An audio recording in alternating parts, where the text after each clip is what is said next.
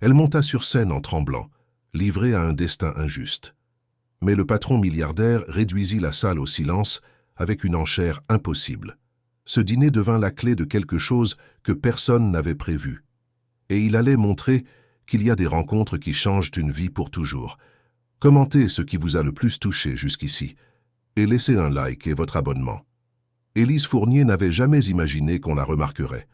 Pendant 3 ans passés chez Dubois Investissement, l'une des plus grandes multinationales du secteur financier, dont le siège se trouvait dans le quartier de la Défense à Paris, elle avait perfectionné l'art d'être discrète. Elle arrivait tôt, accomplissait ses tâches avec une précision chirurgicale, rendait des rapports impeccables et repartait sans faire de vagues. Elle ne participait pas aux conversations de couloir, ne fréquentait pas les afterworks dans le Marais, ne se mêlait pas aux intrigues qui fermentaient entre les étages vitrés de l'immeuble d'affaires. Elle était invisible. Et cela, d'une certaine manière, lui avait toujours procuré une étrange sensation de sécurité. Ce jeudi matin-là, le ciel de Paris était chargé, avec des nuages lourds qui menaçaient de s'abattre sur la ville à tout moment. Élise observait l'agitation frénétique du parvis en contrebas, depuis le 23e étage, en attendant dans la salle de réunion. René Martin, sa supérieure directe, avait demandé à la voir de toute urgence. Le ton du message ne laissait aucune place aux questions. C'était une convocation, pas une invitation. René entra dans la pièce d'un pas ferme, vêtu d'un tailleur bleu marine qui semblait avoir été spécialement conçu pour intimider.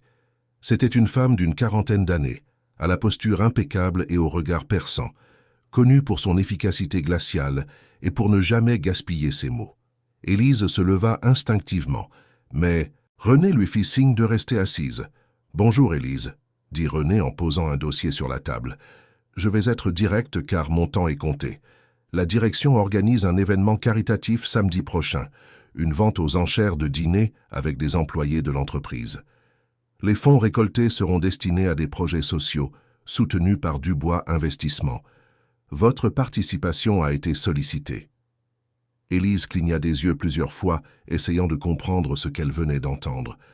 Une vente aux enchères, avec moi? L'idée semblait si absurde qu'elle faillit rire, mais elle retint son impulsion en remarquant le sérieux sur le visage de René. « Excusez-moi, je n'ai pas bien compris, » dit Élise, sentant sa poitrine se serrer.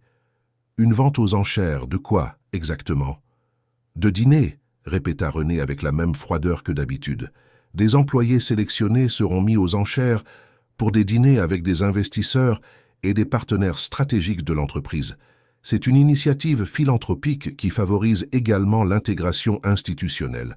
Vous avez été choisi pour y participer. » Élise sentit son sang se glacer dans ses veines. L'idée d'être exhibée, évaluée et littéralement vendue aux enchères à des inconnus semblait sortie d'un cauchemar. Elle ne s'était jamais fait remarquer, n'avait jamais cherché les projecteurs. Pourquoi justement elle?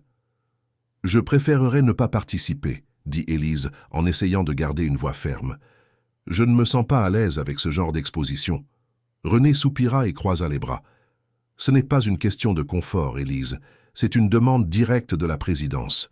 Alexandre Dubois lui-même a approuvé la liste des participants. Refuser serait, disons, inapproprié. » Le nom d'Alexandre Dubois tomba sur Élise comme une chape de plomb.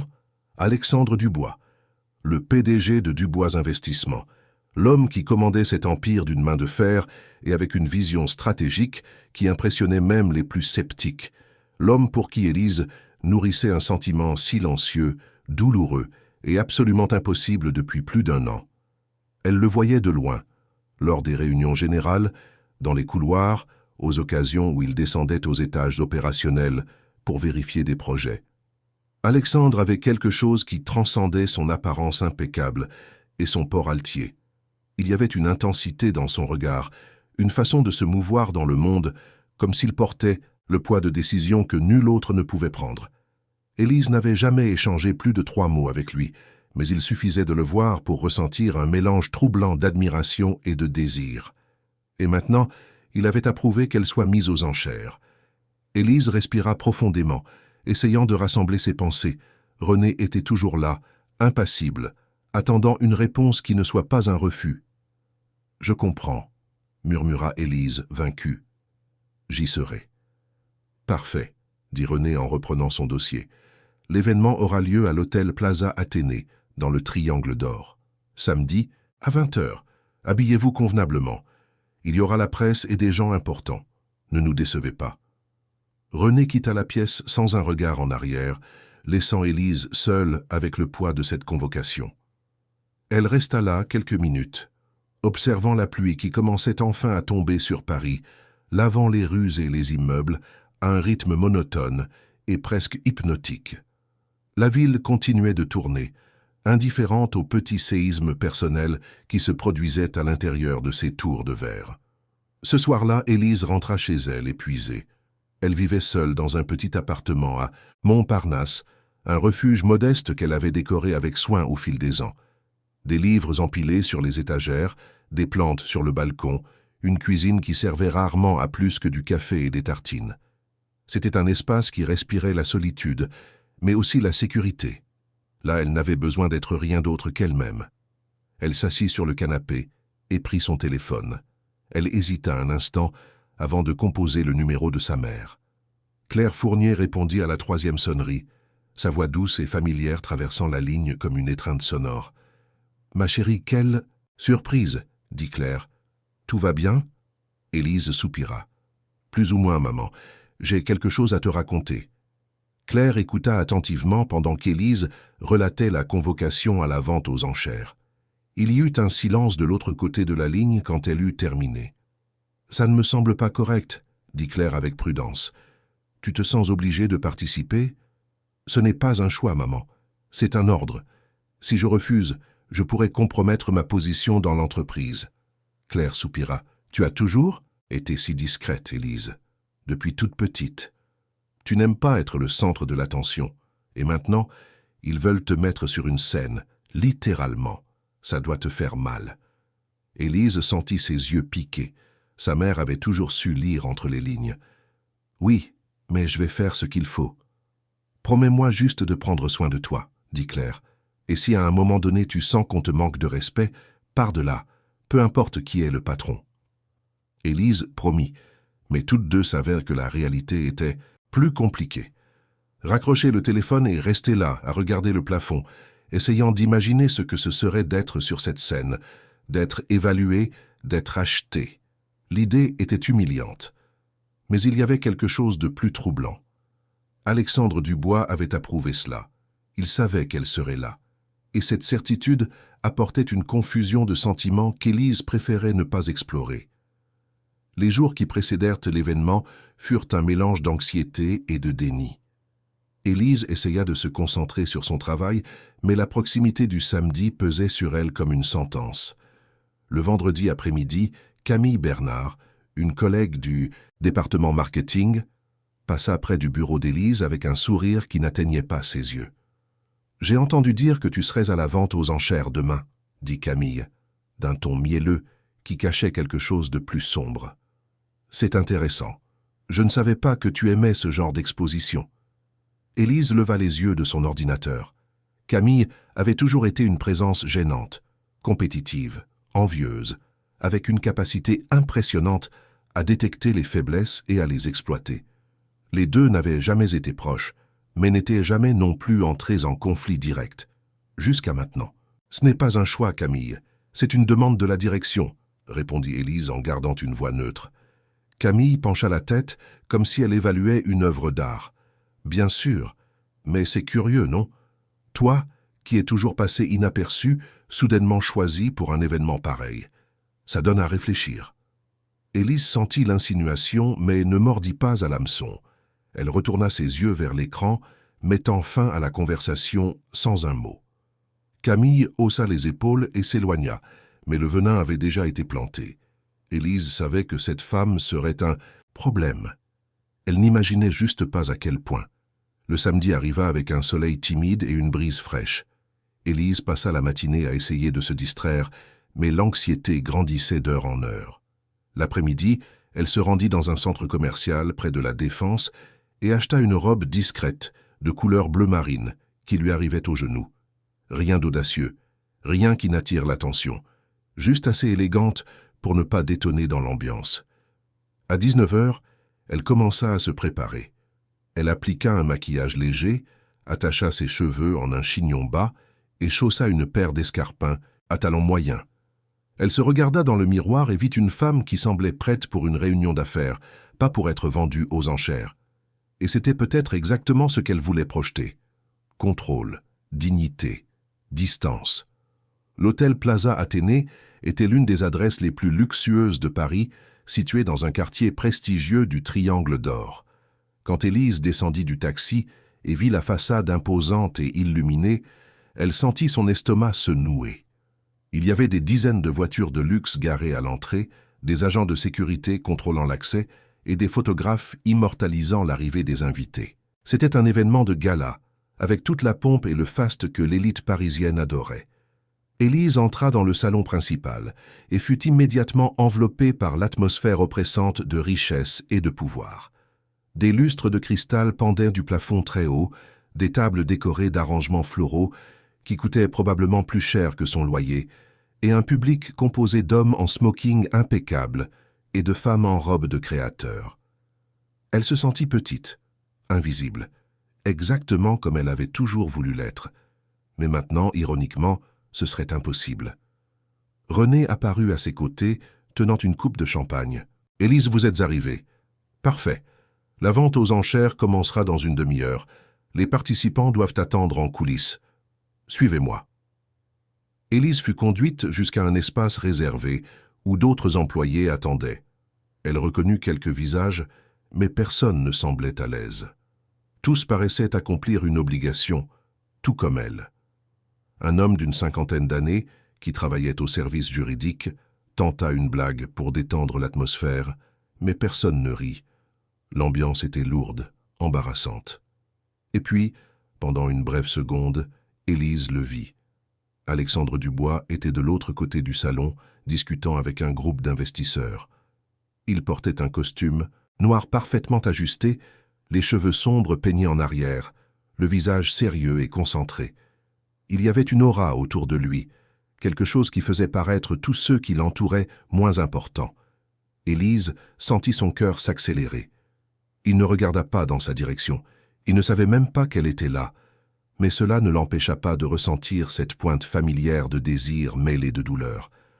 La vente aux enchères commença par des discours pompeux sur la philanthropie et la responsabilité sociale.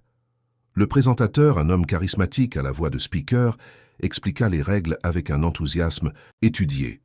Chaque employé serait appelé sur scène, brièvement présenté, et les enchères commenceraient. Toute la somme récoltée serait reversée à des œuvres de charité. C'était une noble cause emballée dans une dynamique profondément inconfortable. Les premières enchères se déroulèrent rapidement. Un chef de projet fut adjugé pour 15 000 €, une analyste financière pour 12 000. Le public applaudissait poliment, mais il y avait quelque chose de performatif dans tout cela. Une mise en scène de générosité qui servait plus l'ego des participants que les causes défendues. Et puis vint le tour d'Élise. Son nom fut annoncé. Le présentateur fit une brève introduction, mentionnant sa formation en gestion, son efficacité au département d'analyse stratégique, son engagement envers l'entreprise. De belles paroles qui sonnaient creux.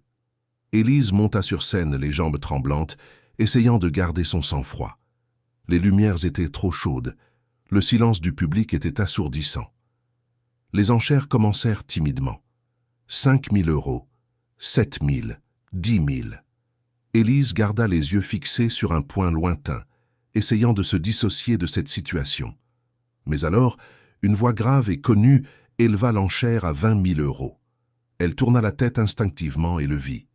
Daniel Moreau, un investisseur qui fréquentait régulièrement l'entreprise, connu pour son comportement déplacé et ses commentaires inappropriés. Il souriait d'une manière prédatrice, comme s'il évaluait un trophée. Le malaise d'Élise se transforma en panique silencieuse. Daniel continua de faire monter les enchères, écartant les autres participants. 25 000, 30 000. Le public commença à murmurer. Élise sentit son visage brûler. Elle voulait s'enfuir, disparaître, se réveiller de ce cauchemar. Et alors, une voix trancha l'air comme une lame. 100 000 €. Le silence qui s'ensuivit fut absolu. tous les regards se tournèrent vers la source de cette déclaration. Alexandre Dubois était debout, au centre du salon, avec une expression indéchiffrable. Il ne souriait pas, il ne montrait aucune émotion. Il avait simplement fait une enchère si exorbitante qu'elle mettait fin à toute possibilité de compétition. Daniel Moreau hésita, clairement surpris. Il regarda Alexandre, puis Élise, et finit par s'asseoir, vaincu. Le présentateur, visiblement abasourdi, déclara Alexandre vainqueur. Le public applaudit, mais les applaudissements sonnèrent étrangement, chargés de curiosité et de spéculation. Élise descendit de la scène en état de choc. Elle n'arrivait pas à réaliser ce qui venait de se passer. Alexandre Dubois avait payé 100 000 € pour un dîner avec elle. Pourquoi? Par pitié, par devoir? Ou pour quelque chose qu'elle n'osait pas envisager? Elle fut reconduite en coulisses, où René l'attendait avec un sourire de satisfaction professionnelle. « Félicitations, Élise. C'est l'enchère la plus élevée de la soirée. L'entreprise est très satisfaite. » Élise ne répondit pas. Elle hocha simplement la tête machinalement et s'éloigna, cherchant un moment d'intimité. Elle trouva un couloir vide et s'adossa au mur, essayant de contrôler sa respiration. Son cœur battait la chamade. Ses mains tremblaient. Elle ne savait pas si elle ressentait de la gratitude ou de l'humiliation. Peut-être les deux. Quand elle réussit enfin à se ressaisir et retourna dans le salon, l'événement touchait à sa fin. Les gens se disaient au revoir, échangèrent des cartes de visite, riaient de blagues qu'elle n'entendait pas. Élise chercha Alexandre du regard, mais il était déjà parti. Il n'y eut aucun contact, aucune explication, juste l'écho d'un geste qui allait tout changer. Elle prit un taxi pour rentrer chez elle et passa tout le trajet à regarder par la fenêtre, voyant Paris défiler en lumière floue. La ville ne dormait jamais. Il y avait toujours du mouvement, toujours de la vie qui pulsait dans ses veines d'asphalte. Mais cette nuit-là, Élise se sentait déconnectée de tout, comme si elle flottait dans une réalité parallèle où les règles n'avaient plus de sens. En arrivant chez elle, elle retira ses chaussures, détacha ses cheveux et s'assit sur le canapé. Le silence de l'appartement était oppressant. Elle prit son téléphone et ouvrit sa boîte de réception, mais il n'y avait rien. Aucune explication, aucun mot d'Alexandre. Juste le vide. Et c'est dans ce vide qu'Élise prit une décision. S'il avait fait ce geste, quelle qu'en soit la raison, elle ne resterait pas passive. Elle ne serait pas seulement la femme qui avait été sauvée. Elle prendrait le contrôle de la situation. Elle briserait la hiérarchie. Elle l'inviterait à dîner, non pas parce que la vente aux enchères l'y obligeait, mais parce qu'elle le voulait. C'était risqué, c'était audacieux. Mais pour la première fois depuis longtemps, Élise Fournier ressentit autre chose que de la peur. Elle ressentit du courage. Le dimanche matin, elle se réveilla décidée. Elle passa des heures à formuler le message parfait. Simple, direct, mais chargé d'une intention claire. Elle savait qu'Alexandre avait accès à l'email professionnel de tous les employés. C'est donc par ce biais qu'elle l'envoya. « Bonjour Alexandre. Je souhaiterais vous remercier personnellement pour votre geste d'hier. Si vous êtes disponible, j'aimerais vous inviter à dîner. Non par obligation de la vente aux enchères, mais parce que je pense qu'il serait intéressant de discuter. Élise Fournier. » Elle appuya sur « Envoyer » avant de pouvoir le regretter. Et puis elle attendit. Les heures s'étirèrent. L'anxiété recommença à monter. Peut-être ne répondrait-il même pas. Peut-être considérerait-il cela inapproprié. Peut-être avait-elle commis une terrible erreur. Mais le soir, alors qu'elle avait renoncé à attendre, son téléphone vibra. Un nouveau message. Expéditeur. Alexandre Dubois. Élise, j'accepte l'invitation. Nous pouvons nous voir mercredi à 20 h. Choisissez le restaurant et envoyez-moi l'adresse. À bientôt. Élise lut le message 3 fois, juste pour être sûre qu'elle n'imaginait pas. Il avait accepté. Alexandre Dubois avait accepté de dîner avec elle, pas à cause de la vente aux enchères, mais parce qu'elle l'avait invité, parce qu'elle avait pris l'initiative. Cette nuit-là, Élise ne dormit pas. Elle resta éveillée à penser à tout ce qu'elle dirait, à tout ce qu'elle ressentirait, à tout ce qui pourrait arriver. La ville dehors continuait sa danse, interminable de lumières et d'ombres. Et Élise, pour la première fois depuis longtemps, ne se sentait pas invisible. Elle se sentait vivante, elle se sentait vue. Et cela, pour le meilleur ou pour le pire, allait tout changer. Le mercredi arriva, chargé d'une anxiété qu'Élise ne parvenait pas à dissimuler. Elle se réveilla plus tôt que d'habitude, même après avoir mal dormi ces dernières nuits. Les pensées sur le dîner avec Alexandre Dubois tournaient dans son esprit comme un carrousel incessant. Chaque scénario possible, chaque mot qu'elle pourrait dire, chaque silence gênant qui pourrait survenir, tout lui passait par la tête à une vitesse vertigineuse. Choisir le restaurant avait été une tâche plus difficile qu'elle ne l'avait imaginé. Il ne fallait pas que ce soit trop décontracté, mais elle ne voulait pas non plus quelque chose d'excessivement formel qui rendrait tout encore plus tendu. Après des heures de recherche, elle opta pour le Ciel de Paris, un restaurant classique au sommet de la tour Montparnasse, avec une vue privilégiée sur Paris. C'était élégant, mais pas ostentatoire. Romantique, mais pas évident. Parfait pour une conversation qu'elle ne savait pas encore exactement comment mener. Pendant la journée de travail, Élise eut du mal à se concentrer. Chaque fois que le téléphone sonnait ou qu'un email arrivait, son cœur s'emballait. Mais Alexandre ne la contacta pas. Aucun message d'annulation, aucun changement de plan. Juste le silence qui nourrissait autant l'espoir que la peur. Camille Bernard passa près du bureau d'Élise en milieu d'après-midi, avec ce sourire étudié qui avait toujours quelque chose de venimeux. « Tu es différente aujourd'hui », commenta-t-elle en se penchant légèrement. Excitée par quelque chose, ou serait-ce quelqu'un? Élise leva les yeux de son ordinateur, gardant une expression neutre. « Juste une journée normale, Camille. » Camille eut un petit rire. « Bien sûr, normal. Mais tu sais, j'entends des commentaires intéressants ces derniers temps, sur la vente aux enchères de samedi, sur toi et un certain PDG. Les gens adorent les belles histoires, n'est-ce pas ?» Élise sentit son estomac se contracter. Elle ignora le commentaire et se remit à taper, mais Camille resta là quelques secondes de plus, comme si elle savourait le malaise qu'elle avait créé. Finalement, elle s'éloigna, laissant derrière elle une traînée de parfums chers et d'insinuations toxiques. À 18 heures, Élise quitta le bureau plus tôt, prétextant un rendez-vous médical. Elle prit un taxi jusqu'à son appartement et commença à se préparer avec un soin presque rituel. Elle choisit une robe noire simple, à manches longues et arrivant aux genoux, élégante sans être provocante. Elle laissa ses cheveux en ondulation naturelle et opta pour un maquillage discret, rehaussant simplement ses yeux. Elle voulait paraître confiante, mais pas apprêtée. Présente, mais pas désespérée. À 19h40, elle était déjà dans le taxi en direction du Ciel de Paris. La circulation était dense, comme toujours à cette heure-là à Paris, mais elle s'en moquait. Le retard lui donnait plus de temps pour respirer, pour organiser ses pensées, pour construire la version d'elle-même qu'elle voulait présenter ce soir-là. Quand elle arriva au restaurant, Alexandre était déjà là. Il l'attendait à une table près des fenêtres, d'où l'on voyait toute l'étendue de la ville illuminée. Il portait une chemise blanche sans cravate, la veste de son costume accrochée à la chaise à côté de lui. Il semblait plus détendu qu'elle ne l'avait jamais vu dans le cadre professionnel. Pourtant, il y avait une certaine raideur dans sa posture, comme s'il naviguait lui aussi en territoire inconnu. Élise s'approcha d'un pas mesuré. Alexandre se leva immédiatement, un geste de galanterie qui la surprit. « Bonsoir, Élise », dit-il d'une voix plus douce qu'elle ne s'y attendait. « Bonsoir, Alexandre », répondit-elle, en s'asseyant sur la chaise qu'il tira gentiment pour elle. « Merci d'avoir accepté l'invitation. » Il sourit légèrement, un sourire presque imperceptible qui n'atteignit pas ses yeux. « Merci d'avoir pris l'initiative.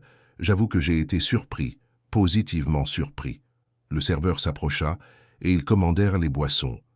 Élise choisit un vin rouge léger. Alexandre opta pour de l'eau. Quand ils furent de nouveau seuls, le silence plana entre eux pendant quelques instants. Ce n'était pas un silence inconfortable, mais chargé de possibilités, comme s'ils savaient tous les deux que cette soirée pourrait changer quelque chose, mais qu'aucun des deux ne savait exactement quoi. « Je veux vous remercier pour ce que vous avez fait samedi », commença Élise, décidant d'être directe.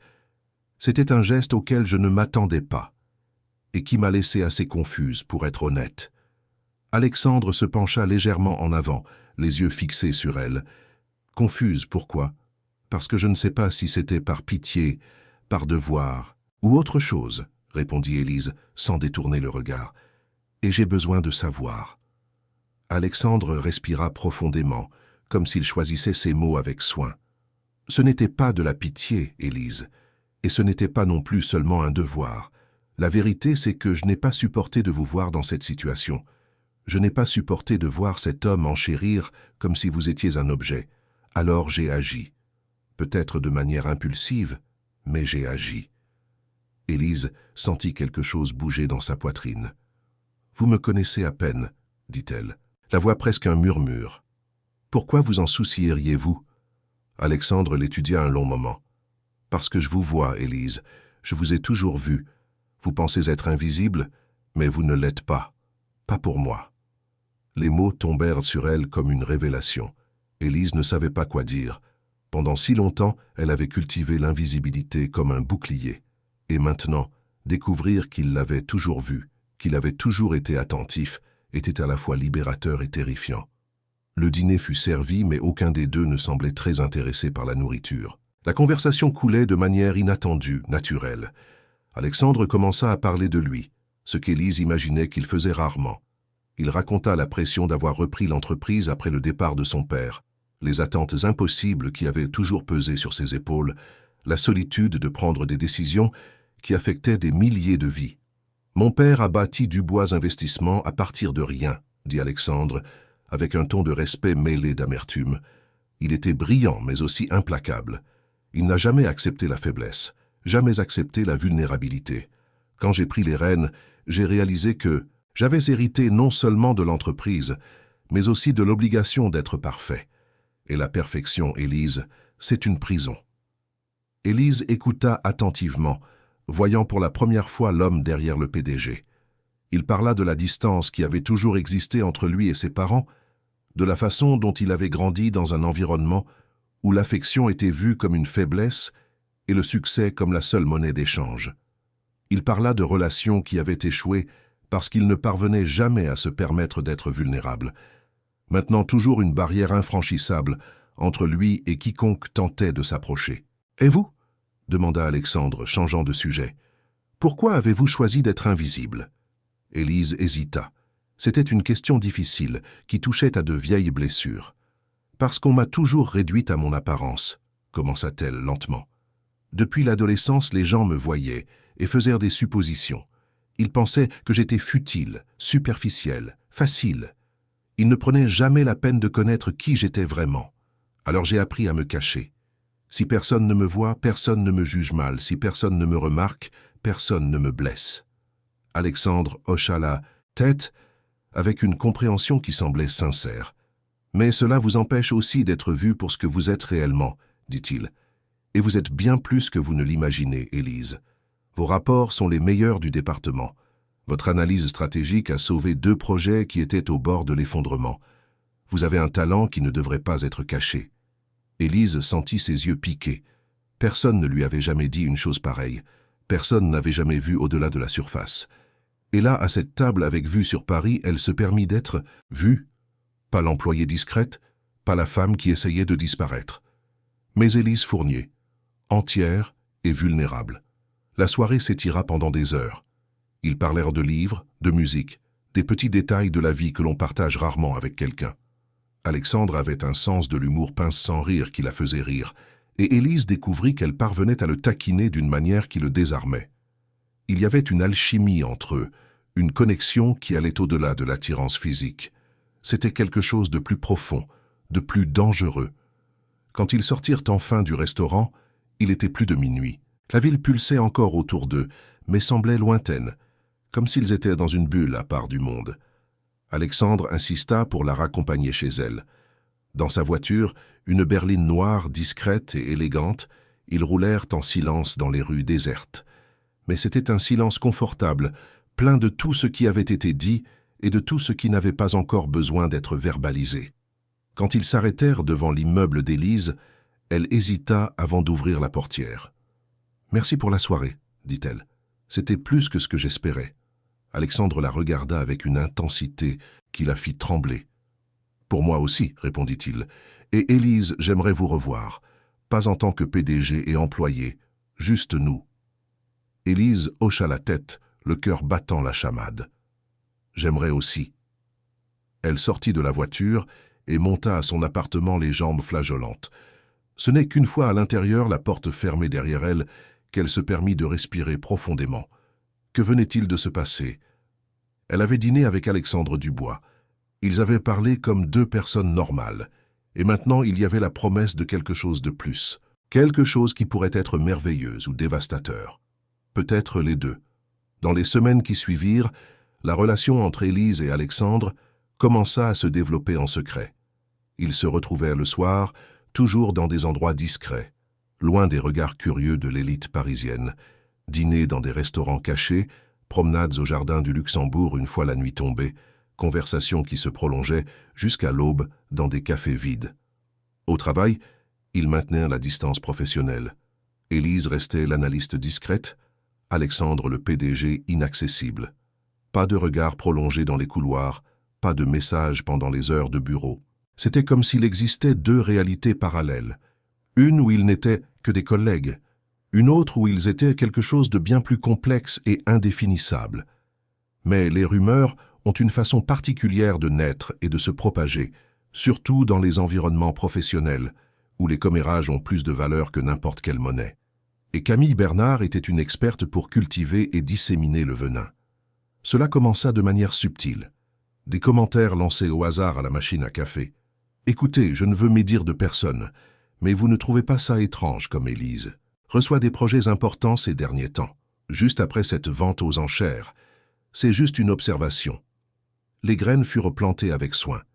Camille savait que des accusations directes seraient confrontées, mais les insinuations laissaient à chacun le loisir de construire son propre récit. Et les gens adorent construire des récits, surtout quand ils impliquent des scandales et de possibles favoritismes. Élise commença à remarquer les regards, les conversations qui cessaient quand elle entrait dans une pièce, les sourires forcés, l'hostilité voilée.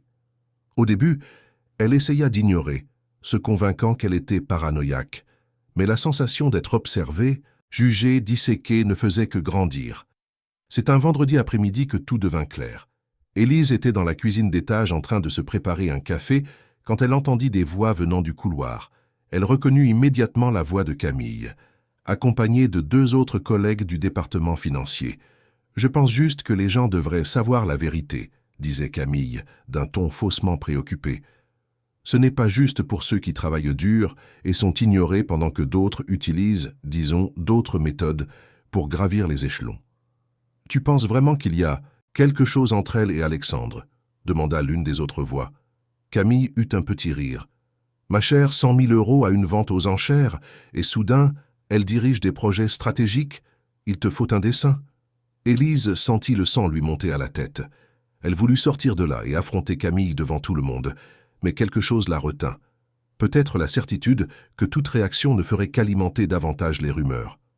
Alors, elle resta là, invisible une fois de plus, écoutant sa réputation être démolie à coups de sourires faux et de demi-vérité. Ce soir-là, Élise retrouva Alexandre dans un petit restaurant italien du Marais. Elle était visiblement bouleversée, et il le remarqua immédiatement. « Qu'est-ce qui s'est passé ?» demanda-t-il en prenant sa main sur la table. Élise lui raconta les rumeurs, Camille, le sentiment d'être détruite petit à petit. Alexandre écouta en silence, la mâchoire de plus en plus crispée. Quand elle eut terminé, il était visiblement furieux. « Je vais régler ça, » dit-il, la voix basse mais chargée de détermination. « Je vais parler à Camille. Je vais parler aux ressources humaines. » Ça ne peut pas continuer. « Non, » dit Élise fermement. « Je ne veux pas que tu interviennes. Ça ne fera qu'empirer les choses. Ils diront que tu me protèges parce que nous avons quelque chose. Ils utiliseront ça comme preuve. » Alexandre semblait frustré, impuissant. « Alors que veux-tu que je fasse? Rester les bras croisés pendant qu'ils te détruisent ?» Élise respira profondément. « Je veux que tu me fasses confiance. Je veux que tu me laisses gérer ça à ma façon. Je ne suis pas invisible, tu te souviens? C'est toi qui l'as. Dis, alors je vais leur montrer qui je suis vraiment. Pas à travers toi, à travers mon travail. » Alexandre étudia son visage un long moment. Il y avait quelque chose de nouveau là, une force qu'il avait peut-être toujours su qu'elle existait, mais qui se manifestait maintenant de manière indéniable. « Tu es incroyable, » dit-il simplement, « et je te fais confiance. » Mais la situation était sur le point de se compliquer encore davantage. Le lundi suivant, Élise reçut un email qui allait tout changer. Il provenait de Marine Guérin, une cadre supérieure de Leroy & Associés, l'un des principaux concurrents de Dubois Investissement. L'email était direct et tentant. « Élise, nous suivons votre travail et nous sommes impressionnés. Nous aimerions vous offrir un poste de directrice régionale dans notre filiale de Londres. Salaire de départ de 400 000 € par an, plus avantages. Si vous êtes intéressé, nous pouvons organiser un entretien. » Élise lut l'email 3 fois. 400 000 €. Londres. Un poste de direction dans une entreprise internationale. C'était tout ce dont elle avait toujours rêvé. Mais cela signifiait aussi quitter Paris, quitter Dubois Investissement, quitter Alexandre. Elle ne répondit pas immédiatement. Elle avait besoin de réfléchir. Mais comme tout dans les environnements professionnels, la nouvelle fuita. Quelqu'un du service informatique, en effectuant une analyse de sécurité des emails, vit le message et en parla nonchalamment à un collègue. Le collègue en parla à un autre. Et en moins de 48 heures, la moitié de l'entreprise savait qu'Élise Fournier avait reçu une proposition en or de la concurrence. Quand Alexandre l'apprit, par le directeur des opérations lors d'une réunion de direction, il eut l'impression que le sol se dérobait sous ses pieds. Il ne dit rien sur le moment, gardant son masque professionnel, impeccable. Mais à l'intérieur, il s'effondrait. Ce soir-là, il ne contacta pas Élise, ni le lendemain. Élise, de son côté, remarqua la distance. Les messages qui venaient régulièrement auparavant cessèrent. Les projets de se voir furent silencieusement annulés. Et elle sut. Il avait découvert la proposition. Et il prenait ses distances. La douleur qu'Élise ressentit fut aiguë et inattendue. Elle n'avait pas réalisé à quel point cette relation comptait déjà pour elle jusqu'à ce qu'elle ressente son absence. C'était comme si une partie d'elle avait été arrachée, laissant un vide qui ne pouvait être comblé par des offres d'emploi ou des promesses de succès professionnel. Camille, bien sûr, profita de l'occasion. Avec sa subtilité habituelle, elle répandit le récit qu'Élise utilisait Alexandre pour obtenir de meilleures propositions, que toute leur relation avait été une stratégie calculée. Et les gens, toujours avides de drame, la crurent. Après tout, c'était une histoire qui avait du sens. Il était plus facile de croire à la manipulation qu'à quelque chose de sincère. Élise passa les jours suivants dans un brouillard de tristesse et de confusion. Elle continuait à travailler, accomplissant ses tâches avec la même efficacité que toujours, mais c'était comme si elle fonctionnait, en pilote automatique. Le soir, seule dans son appartement, elle se permettait de pleurer, pas pour la proposition, pas pour les rumeurs, mais pour Alexandre, pour avoir trouvé quelque chose de réel et le voir lui glisser entre les doigts. C'est un jeudi pluvieux qu'elle décida enfin d'agir. Elle ne pouvait pas continuer comme ça. Elle ne pouvait pas laisser la peur d'Alexandre ou la méchanceté de Camille définir sa vie. Alors elle prit son téléphone et tapa un message simple mais puissant. « Alexandre, il faut qu'on parle. Ce soir, s'il te plaît. » La réponse arriva 15 minutes plus tard. « Où ?» Élise suggéra un petit café discret dans le quartier de l'Opéra. À 20 heures, elle était déjà là, nerveuse mais déterminée. Alexandre arriva quelques minutes plus tard, l'air fatigué et distant. Ils s'assirent à une table dans un coin, loin des regards curieux. « Pourquoi as-tu disparu ?» demanda Élise, sans détour. Alexandre la regarda, et pour la première fois, Élise vit de la peur dans ses yeux. « Parce que j'ai appris pour la proposition, et j'ai compris que tu allais partir, que j'allais te perdre. » Élise sentit sa poitrine se serrer. « Et tu as préféré prendre tes distances avant que ça n'arrive, c'est ça ?» Alexandre baissa les yeux. « Je suis doué pour construire des empires, Élise, mais je suis nul pour construire des relations. Je l'ai toujours été.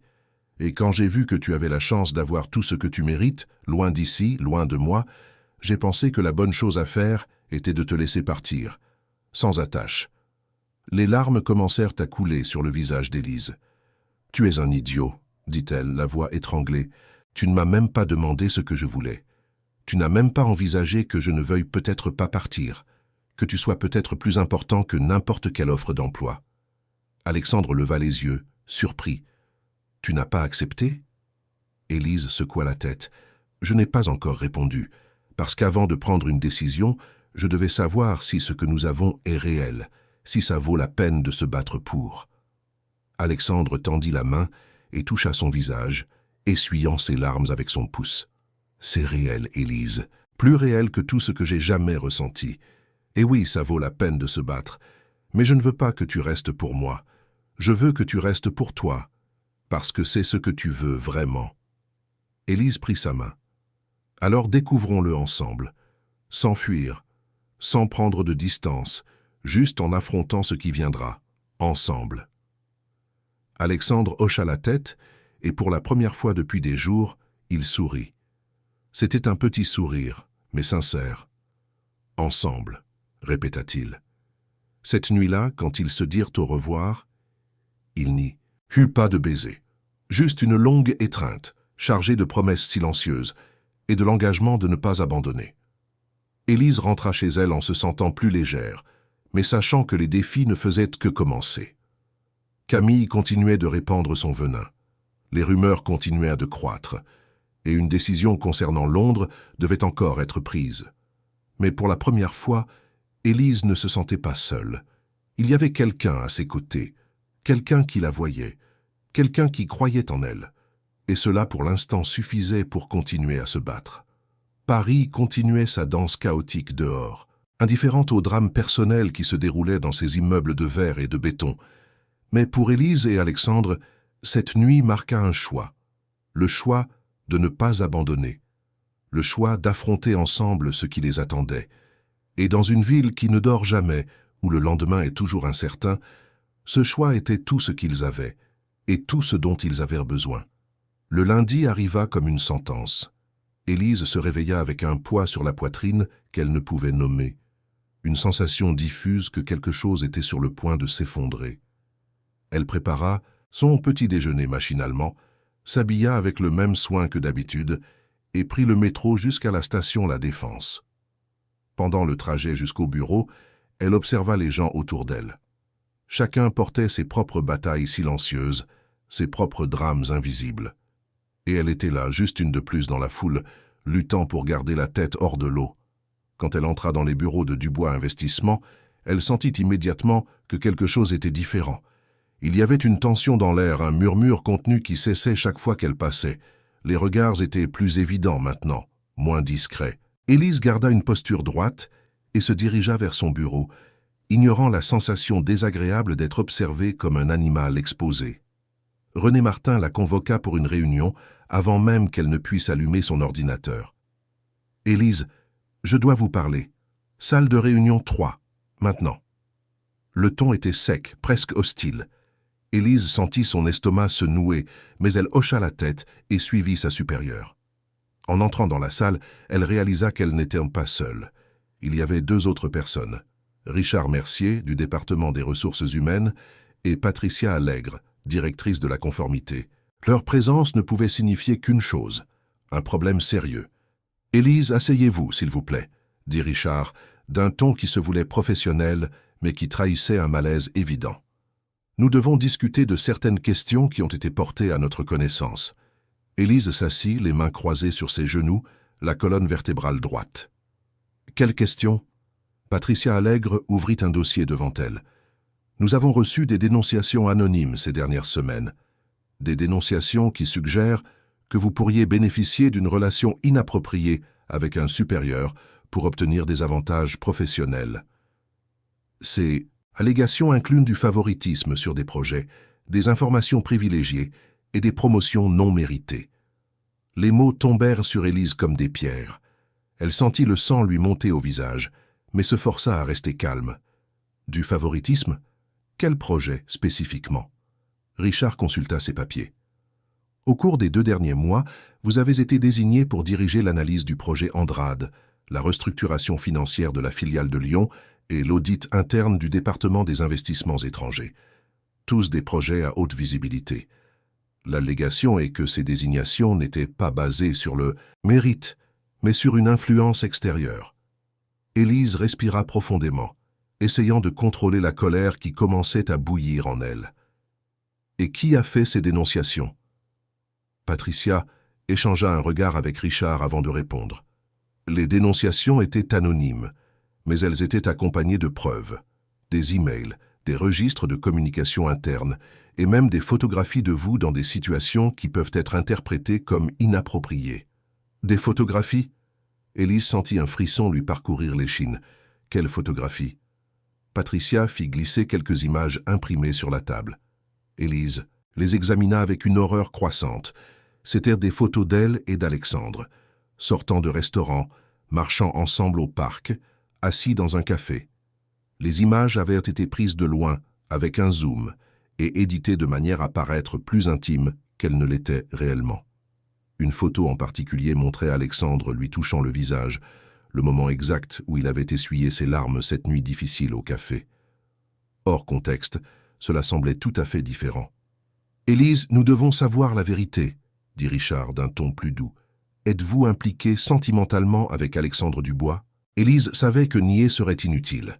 Les photos étaient une preuve suffisante. Mais elle savait aussi qu'admettre pourrait être interprété comme une confirmation de toutes les accusations. Elle était piégée, et quiconque avait orchestré cela savait exactement ce qu'il faisait. « Je connais Alexandre en dehors du cadre professionnel, oui, » dit Élise, choisissant ses mots avec soin. « Mais cela n'a jamais interféré avec ma performance professionnelle. Tous les projets qui m'ont été confiés, je les ai obtenus par le mérite. Mes rapports parlent d'eux-mêmes. Mes livrables parlent d'eux-mêmes. » Patricia hocha la tête, mais ne semblait pas convaincue. « Je comprends votre position, Élise. Mais vous devez comprendre la gravité de la situation. Nous parlons d'un possible conflit d'intérêts, d'une rupture du protocole d'entreprise, d'une situation qui, si elle est confirmée, pourrait avoir des conséquences tant pour vous que pour M. Dubois. » Élise sentit les larmes menacées, mais les retint avec force. Elle ne pleurerait pas. Elle ne donnerait pas à celui ou celle qui était derrière tout ça la satisfaction de la voir s'effondrer. Alors, que se passe-t-il maintenant? Richard ferma le dossier devant lui. Une enquête interne va être ouverte. Pendant cette période, vous serez temporairement écarté des projets stratégiques et placé en position d'observation. Ce n'est pas une suspension, mais nous devons garantir la transparence du processus. L'enquête devrait durer environ 2 semaines. Élise hocha la tête, la gorge trop serrée pour parler. Elle se leva, remercia formellement pour la clarté et quitta la pièce avec la dignité qui lui restait. Ce n'est qu'en arrivant aux toilettes des femmes qu'elle s'enferma dans une cabine et laissa les larmes couler. Ce n'étaient pas des larmes de tristesse, c'étaient des larmes de rage. Rage contre Camille, rage contre quiconque utilisait sa vie comme une pièce d'un jeu cruel, rage contre elle-même de ne pas l'avoir vue venir. Quand elle se ressaisit enfin et retourna à son bureau, elle y trouva Camille Bernard qui l'attendait, une tasse de café à la main et un sourire qui ne cachait pas sa satisfaction. « J'ai entendu dire que tu avais eu une réunion avec les RH, » dit Camille avec une fausse préoccupation. « J'espère que tout va bien. Ces enquêtes d'entreprise peuvent être si stressantes. » Élise la fixa d'un regard glacial. « C'est toi, n'est-ce pas ?» Camille écarquilla les yeux. De fausses surprises. « Moi, de quoi parles-tu? Des dénonciations, des photos, de tout. » Élise garda la voix basse mais chargée d'une fureur contenue. « Tu as orchestré ça. » Camille haussa les épaules, le sourire maintenant plus franc. « Élise, ma chère, tu es paranoïaque. Mais s'il y a eu des dénonciations, c'est peut-être qu'il y a quelque chose à dénoncer. Après tout, ce n'est pas ma faute si tu as décidé d'utiliser tes, disons, atouts pour gravir les échelons. On récolte ce que l'on sème. » Élise fit un pas en avant. La voix basse mais ferme. « Ça ne se terminera pas comme tu le souhaites. Tu peux en être certaine. » Camille rit, un son aigu et désagréable. « On verra. Mais pour l'instant, je pense que tu ferais mieux de t'habituer à l'idée que Paris n'est peut-être plus l'endroit pour toi. Londres t'appelle, n'est-ce pas? Il est peut-être temps d'accepter. » Élise tourna les talons et s'éloigna avant de faire quelque chose qu'elle regretterait. Elle retourna à son bureau, mais ne parvenait pas à se concentrer. Les mots de Camille résonnaient dans son esprit, mêlés à la peur qu'elle ait peut-être raison. Peut-être que la meilleure option était de partir, de recommencer loin de tout ça, mais elle se souvint alors des mots d'Alexandre, de sa mère, d'elle-même. Elle n'était pas invisible, elle n'était pas faible, et elle ne serait pas détruite par quelqu'un dont la seule arme était l'envie déguisée en moralité. Ce soir-là, Élise chercha quelqu'un qui pourrait peut-être l'aider. Philippe Cartier était un analyste informatique qui travaillait au département de la sécurité de l'information. Ils avaient été camarades de promotion à l'université et entretenaient une amitié distante, mais sincère. Élise savait que Philippe avait accès aux systèmes internes, aux registres de communication, à tout ce qui pourrait révéler l'origine de ses dénonciations et de ses photos. Ils se donnèrent rendez-vous dans un petit bar discret du Marais. Philippe arriva avec son air décontracté habituel, mais devint sérieux quand Élise lui expliqua la situation. « Tu veux que j'enquête de mon côté ?» demanda Philippe, inquiet. « Élise, ça pourrait me coûter mon poste ?» Élise prit sa main sur la table. « Je sais, Philippe, et je ne te le demanderais pas si je n'étais pas désespéré. Quelqu'un a manipulé des preuves pour me détruire, et j'ai besoin de prouver qui c'est. » Philippe soupira, mais il y avait de la détermination dans ses yeux. « D'accord, je vais voir ce que je peux trouver, mais ça prendra quelques jours, et tu dois me promettre que, si ça tourne mal, tu diras que tu as agi seul. » Élise hocha la tête. « Promis. » Pendant que Philippe travaillait en coulisses, Élise continuait sa routine au bureau, désormais réduite à des tâches administratives pendant que l'enquête suivait son cours. Les jours s'étiraient avec une lenteur torturante. Alexandre avait tenté de la contacter plusieurs fois, mais elle avait demandé de l'espace. Elle ne voulait pas que sa situation complique encore plus la sienne. C'était déjà assez difficile. C'est un vendredi soir, près de 2 semaines après le début de l'enquête, que Philippe appela. « J'ai quelque chose. Retrouve-moi demain matin au jardin du Luxembourg. Entrée principale, 10 heures. » Élise dormit à peine cette nuit-là. Quand elle arriva au parc le samedi matin, Philippe était déjà là, un ordinateur portable sous le bras et une expression qui mêlait excitation et nervosité. Ils s'assirent sur un banc isolé, loin des oreilles indiscrètes. Philippe ouvrit son ordinateur et commença à montrer ce qu'il avait découvert. « Regarde ça. Les emails qui ont été présentés comme preuve contre toi, ils ont été manipulés. J'ai réussi à accéder aux journaux du serveur et aux métadonnées. Quelqu'un a créé de faux comptes, envoyé des messages, puis a modifié les enregistrements pour faire croire qu'ils venaient de toi ou qu'ils t'étaient destinés. » Élise sentit son cœur s'accélérer. « Qui ?» Philippe cliqua sur quelques fichiers. « J'ai retracé l'adresse IP d'origine et devine quoi? Tous les accès ont été faits depuis une seule machine, la machine enregistrée au nom de Camille Bernard. » Élise sentit une vague de soulagement mêlée de colère. Elle a vraiment fait ça. Philippe hocha la tête. « Plus que ça, les photos qui ont été envoyées anonymement? J'ai réussi à retrouver le compte email qui les a envoyées. Il a été créé il y a 3 mois, et tous les accès ont été faits depuis la même IP. Camille n'a pas été très prudente. Elle pensait que personne n'irait enquêter à fond. » Élise regarda les fichiers à l'écran. C'était tout ce dont elle avait besoin. Des preuves concrètes, irréfutables. « Peux-tu transmettre ça officiellement, pour l'enquête ?» Philippe hésita. « Je peux, mais je devrais admettre que j'ai mené une enquête non autorisée. Ça pourrait me causer des problèmes. » Élise secoua la tête. « Non, je vais le présenter comme si je l'avais trouvé par moi-même. Tu m'as passé des informations de manière informelle, en tant qu'ami, rien d'officiel. Comme ça, tu es protégé. » Philippe sourit, soulagé. « Tu as toujours été la plus maligne de la promo, Élise. » Le lundi matin, Élise organisa une réunion avec Patricia Allègre et Richard Mercier. Elle entra dans la salle avec un dossier contenant toutes les preuves que Philippe avait recueillies, imprimées et organisées méticuleusement. Elle déposa le dossier sur la table avec fermeté. « J'ai trouvé la source des dénonciations, » dit Élise, sans préambule. « Et j'ai des preuves que les éléments présentés contre moi ont été fabriqués. » Patricia ouvrit le dossier et commença à examiner les documents. Son visage devint de plus en plus sérieux à mesure qu'elle lisait. Richard se pencha pour voir aussi, et Élise observa le changement progressif de leurs expressions. La surprise, puis l'incrédulité, finalement, la colère. « C'est grave, » murmura Patricia. « Très grave. D'où avez-vous obtenu ces informations ?» Élise garda un ton ferme. « Un contact m'a aidé de manière informelle, mais les données sont toutes là. Les métadonnées, les registres d'IP, tout. Camille Bernard a falsifié des preuves pour m'incriminer. Et je veux qu'elle réponde de ses actes. » Richard se passa la main sur le visage, visiblement secoué. « Nous allons devoir vérifier tout cela de manière indépendante. Mais si cela se confirme, et j'ai le pressentiment que ce sera le cas, Camille sera suspendue immédiatement et pourrait faire face à un licenciement pour faute grave. Patricia hocha la tête. Et les accusations contre vous seront complètement retirées, Élise. Nous devrons faire un communiqué interne pour clarifier la situation. Vous y avez droit. Élise sentit le poids commencer à se dissiper de ses épaules. Elle ne voulait pas seulement être innocentée, elle voulait que tout le monde sache qu'elle avait été victime d'un complot cruel et calculé. Elle voulait que sa réputation soit restaurée publiquement. L'enquête contre Camille fut rapide et implacable. En moins de 3 jours, toutes les preuves furent vérifiées et confirmées.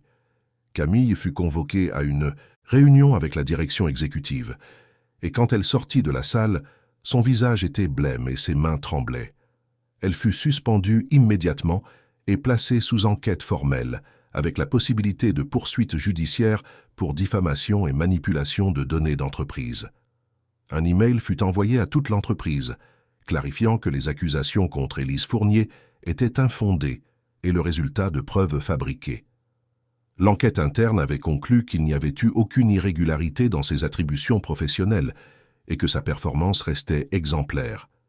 Élise lut l'email 3 fois, ressentant un mélange de soulagement et d'épuisement. Elle avait gagné cette bataille. Mais le prix avait été élevé. Sa vie privée envahie, sa réputation temporairement ternie, sa relation avec Alexandre exposée de manière cruelle. Oui, il y avait justice. Mais il y avait aussi des cicatrices qui mettraient du temps à guérir. Alexandre tenta de lui parler le jour même, mais Élise demanda plus de temps. Elle avait besoin de digérer tout ce qui s'était passé. Elle avait besoin de se retrouver avant de pouvoir être avec quelqu'un. Cependant, le destin avait d'autres plans. Le mercredi suivant, Dubois Investissement fit face à une crise inattendue.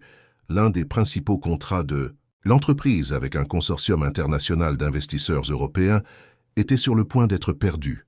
Le groupe responsable du projet avait soumis une proposition mal structurée, pleine d'incohérences, et les investisseurs menaçaient de rompre les négociations. Alexandre convoqua une réunion d'urgence avec toute la direction. Élise n'était pas dans la salle, mais elle entendit les rumeurs. L'entreprise était sur le point de perdre un contrat d'une valeur de plus de 50 millions d'euros. Et personne n'était disponible avec les connaissances suffisantes pour redresser la situation à temps. Les responsables initiaux étaient en voyage d'affaires à l'étranger. Les consultants externes ne pouvaient pas arriver à temps. C'était un désastre annoncé. C'est alors qu'Élise prit une décision. Elle connaissait ce projet. Elle avait étudié des contrats similaires pendant sa formation. Elle avait les compétences techniques. Et elle avait quelque chose d'encore plus important. Elle avait la motivation de prouver une fois pour toutes que sa place ici n'était pas due à une faveur, une influence ou toute autre raison que sa pure compétence. Elle marcha jusqu'au bureau d'Alexandre et frappa à la porte. Quand il ouvrit, surpris de la voir, Élise alla droit au but. « Je peux redresser le contrat, donne-moi une chance. » Alexandre l'étudia un long moment. « Élise, tu n'as rien à prouver. » « Il ne s'agit pas de prouver, Alexandre. Il s'agit de sauver l'entreprise. Et je sais que je peux le faire. » Alexandre hésita, mais quelque chose dans son regard le convainquit. « Tu as jusqu'à vendredi, 3 jours. » Élise hocha la tête. « C'est tout ce dont j'ai besoin. » Ce qui suivit furent 3 jours de travail intense qu'Élise n'oublierait jamais. Elle vécut pratiquement au bureau, analysant chaque clause du contrat original, identifiant les failles, restructurant les propositions, créant des projections financières détaillées. Elle dormait quelques heures sur le canapé de la salle de repos, se réveillait et retournait au travail. Elle mangeait des sandwichs du snack du coin sans même en sentir le goût. Chaque cellule de son corps était concentrée sur cet objectif. Philippe passa quelques nuits à l'aider avec les données. Sa mère appela, inquiète, et Élise lui assura qu'elle allait bien, juste occupée. Alexandre garda ses distances, respectant l'espace qu'elle avait demandé, mais il lui envoya des cafés et de courts messages d'encouragement qui la réchauffaient, même dans les nuits les plus froides. Le vendredi matin, Élise finalisa le document. Il y avait près de 100 pages d'analyses détaillées, de propositions restructurées, de projections financières prudentes mais réalistes, et un plan de mise en œuvre qui tenait compte de toutes les préoccupations que les investisseurs avaient exprimées. C'était sans fausse modestie un travail brillant. Elle remit le dossier directement à Alexandre à 9 heures du matin, Il le feuilleta rapidement, les yeux parcourant les pages avec une admiration croissante. « Élise, c'est… » Il hésita, cherchant le mot juste. « C'est extraordinaire. » La réunion avec les investisseurs était prévue pour 14 heures. Alexandre insista pour qu'Élise y participe, afin de présenter personnellement son travail. Elle accepta, mais à une condition. Aucun traitement de faveur, juste la reconnaissance de sa compétence. La présentation fut un succès absolu. Les investisseurs européens, des hommes d'une 50aine d'années habitués à traiter avec les plus grandes entreprises du monde, furent visiblement impressionnés. Ils posèrent des questions techniques complexes et Élise répondit à toutes avec clarté et assurance. À la fin, le chef du consortium, un Allemand nommé Klaus Schneider, se leva et lui tendit la main. « Madame Fournier, en 30 ans de carrière, j'ai rarement vu une analyse aussi précise et bien fondée. Vous venez de sauver ce contrat. Et je tiens personnellement à vous féliciter pour votre travail exceptionnel. » Élise lui serra la main, ressentant une vague de satisfaction qui allait au-delà du professionnel.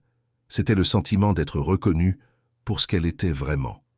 Compétente, capable, méritante. Quand les investisseurs partirent, la salle resta silencieuse quelques instants. Puis Alexandre se mit à applaudir. Bientôt, toute l'équipe présente se joignit à lui. Élise, pour la première fois depuis longtemps, se permit de sourire ouvertement. Pas de soulagement, mais de fierté sincère. Ce soir-là, Alexandre l'emmena dîner. Pas dans un endroit caché, cette fois, mais dans un restaurant élégant du quartier des Jardins où n'importe qui pourrait les voir. Parce qu'il n'y avait plus rien à cacher, plus de honte. Juste deux personnes qui tenaient l'une à l'autre, célébrant une victoire qui était autant professionnelle que personnelle. « Tu as été incroyable aujourd'hui », dit Alexandre en levant son verre de vin. « Non seulement tu as sauvé le contrat, tu as montré à tout le monde qui tu es vraiment. Et je ne pourrais pas être plus fier. » Élise trinqua avec lui. « Je l'ai fait pour moi, Alexandre. Pas pour toi, pas pour l'entreprise, pour moi. » Alexandre sourit. « Je sais, et c'est pour ça que c'était si puissant. » Mais même dans la célébration, Élise savait que des changements étaient à venir. Le lendemain, elle fut convoquée à une réunion avec Gérard Tavernier, le président de la compagnie. Gérard était une figure presque mythique chez Dubois Investissement, un homme de 60 ans qui descendait rarement aux étages opérationnels, préférant diriger depuis son bureau au dernier étage. « Élise, asseyez-vous » dit Gérard, d'une voix grave mais non hostile. « Je veux parler de votre avenir ici, dans l'entreprise. » Élise s'assit, le cœur battant la chamade. « Mon avenir ?» Gérard hocha la tête. « Votre travail sur le contrat Schneider a été remarquable, et j'ai également pris connaissance de toute la situation concernant les fausses accusations. La manière dont vous avez géré tout cela démontre non seulement une compétence technique, mais aussi du caractère. Et ce sont ces deux qualités que nous recherchons chez nos dirigeants. » Il fit une pause, l'étudiant. « Nous restructurons la division internationale, et nous aimerions vous offrir un poste de gérante senior, responsable de l'Amérique latine. C'est un poste de haut niveau avec de l'autonomie et des responsabilités. Et point important, vous ne relèveriez pas directement d'Alexandre. Vous relèveriez de moi. Cela éviterait tout conflit d'intérêts potentiel. » Élise traita l'information lentement. C'était une promotion, une grande promotion. Et elle venait avec la reconnaissance qu'elle avait toujours méritée. Mais cela signifiait aussi un changement dans la dynamique avec Alexandre. Il ne serait de plus dans des positions hiérarchiquement problématiques. « J'accepte, » dit Élise sans hésiter, « et je vous remercie de votre confiance. » Gérard sourit. « La confiance a été gagnée, Élise, pas donnée. Et c'est exactement pour cela que vous la méritez. » Quand Élise sortit de cette réunion, elle sentit qu'un cycle s'était refermé. Les tempêtes étaient passées, les batailles avaient été gagnées, mais la guerre, elle le savait, n'était pas encore terminée. Il y avait des décisions à prendre. Il y avait un avenir à construire. Et pour la première fois, cet avenir semblait brillant et possible. Les mois qui suivirent la promotion d'Élise furent d'une intensité qu'elle n'avait jamais connue. Assumer la direction de la division internationale de Dubois Investissement signifiait non seulement un changement de poste, mais une transformation complète de sa routine et de sa manière de se positionner dans le monde de l'entreprise. Désormais, elle participait à des réunions de direction, prenait des décisions qui impactaient des millions d'euros, dirigeait une équipe de 15 personnes et voyageait régulièrement dans d'autres pays d'Amérique latine. Et pour la première fois de sa vie professionnelle, Élise ne se sentait pas invisible. Elle était vue, respectée, écoutée. Ses opinions étaient sollicitées, ses analyses considérées comme essentielles, et son nom commençait à être reconnu non seulement au sein de Dubois Investissement, mais sur le marché dans son ensemble. La relation avec Alexandre avait également évolué. Avec la nouvelle structure hiérarchique, ils n'avaient plus besoin de cacher ce qu'ils ressentaient l'un pour l'autre. Ce n'était plus une question de conflit d'intérêts, puisqu'Élise relevait directement de Gérard Tavernier. Cela apporta une légèreté qui n'existait pas auparavant. Ils pouvaient déjeuner ensemble occasionnellement, échanger des messages pendant la journée sans craindre de paraître inappropriés, et le week-end, ils se permettaient simplement d'être un couple normal. C'est un samedi après-midi, 3 mois après sa promotion, que tout changea à nouveau. Alexandre avait invité Élise à passer la journée chez lui, une vaste et élégante propriété à Neuilly-sur-Seine. Elle y était déjà, allée quelquefois, mais il y avait toujours quelque chose d'intimidant dans cet espace. C'était trop grand, trop silencieux, trop parfait. Une maison qui ressemblait plus à un musée qu'à un foyer. Ils préparèrent le déjeuner ensemble, quelque chose de simple mais savoureux, et mangèrent sur la terrasse qui donnait sur un jardin méticuleusement entretenu. L'après-midi était agréable, avec un soleil doux et une brise qui apportait le parfum des fleurs plantées autour de la piscine.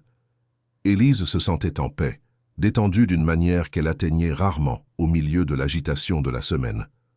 Après le déjeuner, Alexandre resta silencieux, quelques minutes, observant simplement le paysage. Il y avait quelque chose de différent en lui, une tension presque imperceptible qu'Élise reconnut immédiatement.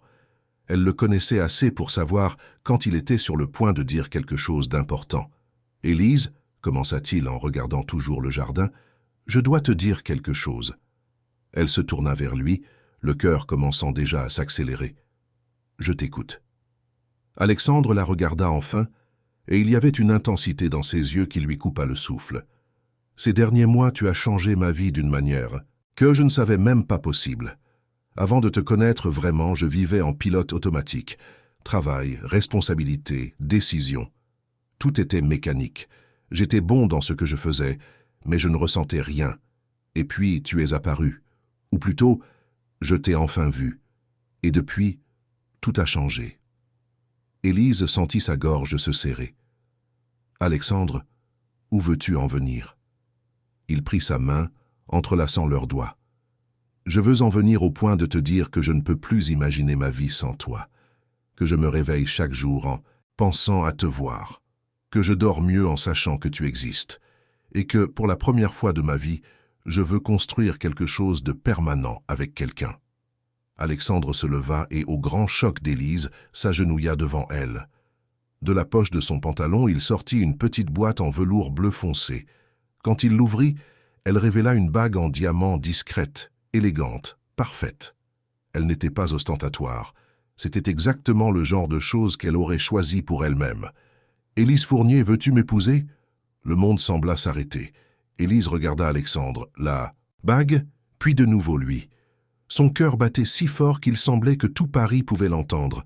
Elle voulait dire oui, mon Dieu, comme elle le voulait.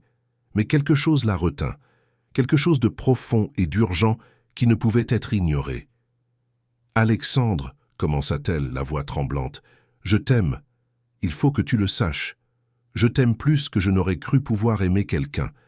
Mais je ne peux pas accepter. Pas maintenant. » L'expression d'Alexandre changea instantanément. L'espoir fit place à la confusion, puis à la douleur. Pourquoi ? Élise sentit les larmes commencer à couler. Parce que je viens de trouver qui je suis. Je viens de conquérir ma propre identité professionnelle. Pour la première fois de ma vie, je suis Élise Fournier, gérante senior, reconnue pour mon propre mérite. Si je t'épouse maintenant, je deviens l'épouse du PDG. Et peu importe à quel point tu m'aimes, peu importe ce que j'ai accompli, il y aura toujours quelqu'un pour dire que je ne suis arrivé là où je suis que parce que j'ai épousé le bon homme. Alexandre secoua la tête. Personne qui te connaît ne penserait ça. Mais ils le penseront, Alexandre. Tu sais qu'ils le feront et je ne peux pas vivre avec ça. Pas après tout ce que j'ai traversé. pas après m'être tant battu pour prouver ma valeur. J'ai besoin de temps. J'ai besoin de consolider ma carrière. J'ai besoin que, quand je t'épouserai, si je t'épouse, ce soit parce que je le veux, pas parce que j'en ai besoin, parce que j'ai choisi, pas parce que j'ai été choisi. » Alexandre resta agenouillé quelques instants de plus, assimilant ces paroles. Puis il se releva lentement, ferma la petite boîte et la remit dans sa poche. Il y avait de la douleur dans ses yeux, mais aussi de la compréhension. « Je comprends, » dit-il la voix rauque. « Je ne suis pas d'accord, mais je comprends. Et j'attendrai. Le temps qu'il te faudra. » Élise se leva et le serra dans ses bras, pleurant contre sa poitrine. « Pardonne-moi.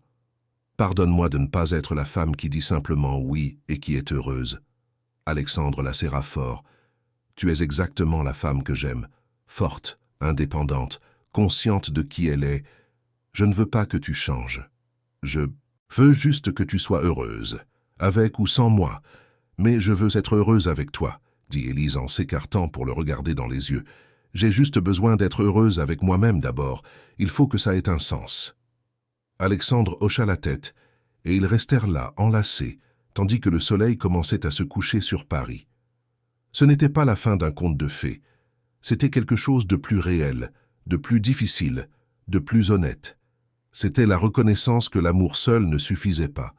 Il fallait aussi du respect, de l'individualité et du temps. Dans les semaines qui suivirent, Élise et Alexandre s'efforcèrent de reconstruire leur relation sur de nouvelles bases. Il n'y avait plus le poids d'une proposition en suspens. Il y avait seulement le choix quotidien d'être ensemble, sans exigence, sans pression. Ils continuaient à se voir, à dîner, à partager leur vie. Mais il y avait maintenant une entente silencieuse que ce n'était pas une étape vers le mariage. C'était précieux en soi. Pendant cette période, Marine Guérin, la cadre de Leroy & Associés, qui lui avait fait la proposition des mois auparavant, la recontacta. « Élise, j'ai appris votre succès chez Dubois Investissement. Félicitations. Notre offre est toujours valable, mais j'aimerais vous proposer quelque chose de différent. Non pas pour que vous travailliez avec nous, mais pour que vous soyez la marraine d'un programme que nous développons pour les jeunes femmes occupant des postes de direction. Je crois que votre expérience et votre parcours peuvent inspirer de nombreuses professionnelles. Qu'en pensez-vous » Élise fut surprise par la proposition. Elle n'avait jamais envisagé le rôle de mentor. Mais plus elle y pensait, plus l'idée avait du sens. Elle avait tant traversé, tant appris. Il était peut-être temps de redonner, d'aider d'autres femmes à ne pas rencontrer les mêmes difficultés qu'elle.